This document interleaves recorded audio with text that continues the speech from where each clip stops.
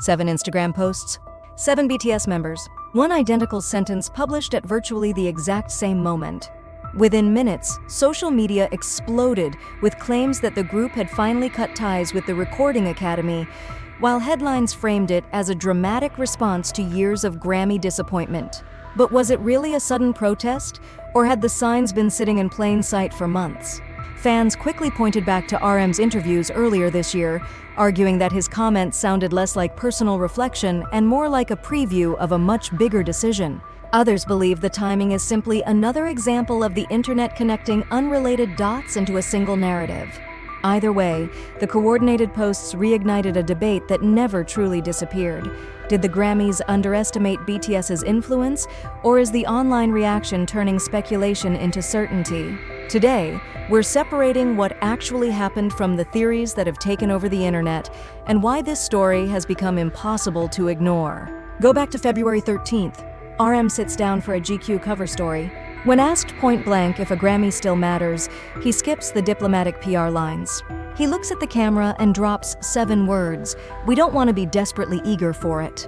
The internet brushed it off as maturity. Nobody read it as a cold, calculated warning.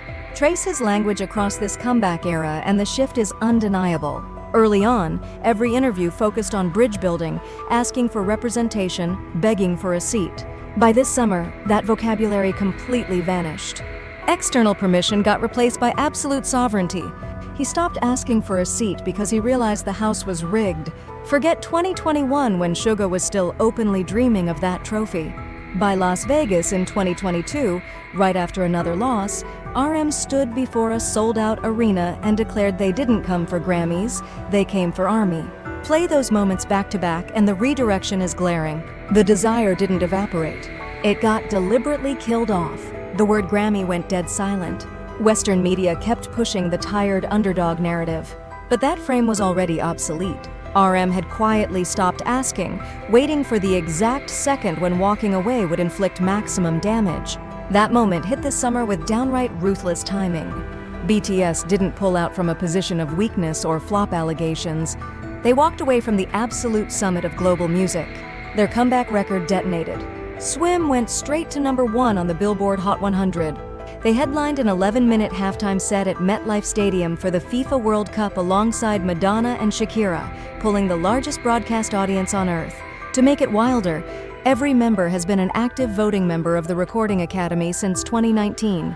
They weren't outsiders banging on the gate. They were inside the voting rooms and chose to burn their ballots. As active Academy voters, they held the internal data showing exactly how foreign acts get filtered during first-round balloting. When an artist at the absolute pinnacle of global dominance completely rejects the biggest institution in music, does it expose the industry's bias? Or are they setting an impossible standard that independent artists could never afford to follow? Drop your take below because this leverage shift changes everything. Analysts had them locked in as frontrunners for the 69th Grammys, with some predicting an Album of the Year nod. That is the exact moment they pulled the plug. Not after a loss, not after a snub, but with the trophy sitting on their doorstep. You only walk away like that when you decide the table itself is toxic. Leaving while losing looks like sour grapes. Leaving while dominating rewrites industry rules. RM waited for maximum leverage, and in June, the Recording Academy handed it over gift-wrapped. The Grammys announced 5 new categories, including Best Asian Pop Music Performance. Western outlets spun it as a win for inclusion. Social media instantly exposed the trap. Look at the fine print. The rules require meaningful use of an Asian language, automatically disqualifying tracks sung entirely in English. Their #1 hit Swim was sung mostly in English to crush radio. The exact track dominating American charts gets barred from the category allegedly built for them, while getting quietly nudged out of the general categories they spent a decade fighting into. Look at the insider leak that hit Reddit and X earlier this week. Major networks were already banking on BTS for a primetime performance slot in early 2027 to save tanking broadcast ratings. They didn't just build a category to isolate Asian acts, they allegedly counted on BTS to finance their ad revenue while locking them out of Big Four contention. It wasn't an open door. It was a side room off the main stage designed to exploit foreign fan bases. The Academy wanted the massive viewership and red carpet clout without ever handing over real prestige. They tried to put the biggest act on Earth in a gilded cage. BTS responded by blowing up the lock. If you want the real stories behind industry moves like this before the headlines spin them, hit that subscribe button right now. On July 29th, all 7 members uploaded the identical statement without warning. No press tour, no strategic interviews. Just 7 phones dropping one sentence at the exact same second, declaring a total boycott because music shouldn't be divided by region or language. HYBE dropped their statement simultaneously, confirming complete alignment between artist vision and corporate strategy. Internet commentators immediately called it the cleanest corporate execution of the decade. Look at the actual receipts. 5 nominations, 0 wins. The 2020 Dynamite snub lit the fuse, spawning the global GRAMMYs trend. By 2023, the Academy handed them 3 nominations in one night, harvested millions of views from desperate fans tuning in, and sent them home empty-handed again. The Grammys extracted massive ratings and gave back a polite performance slot. As one viral tweet put it, while BTS keeps breaking real records, the Grammys keep losing cultural relevance. In fact, financial trade reports this month indicate that losing BTS from the submission pool could cost network partners up to 15% in international streaming syndication value alone. By pulling out at peak dominance, BTS didn't throw a tantrum over a snub.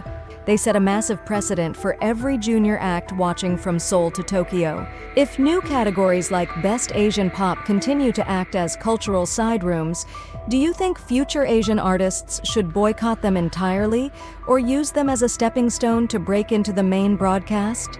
Curious to see how you read the industry's response to this precedent. The message to the next generation was crystal clear. You don't have to accept secondary categories just to boost a dying Western TV show. You don't have to beg for seats at a table built to keep you in the side room. RM didn't just draw a line in the sand, he built an exit ramp for the entire industry.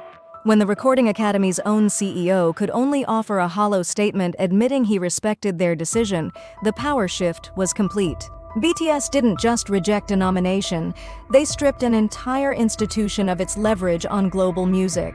The 5-month countdown that started on a magazine cover finished with the clearest statement in pop history. The Grammys built a side room to protect their old guard, but BTS proved they didn't even need the house. Drop a like if you respect their move, hit subscribe for more unfiltered commentary, check out the video on screen, and I will catch you in the next breakdown.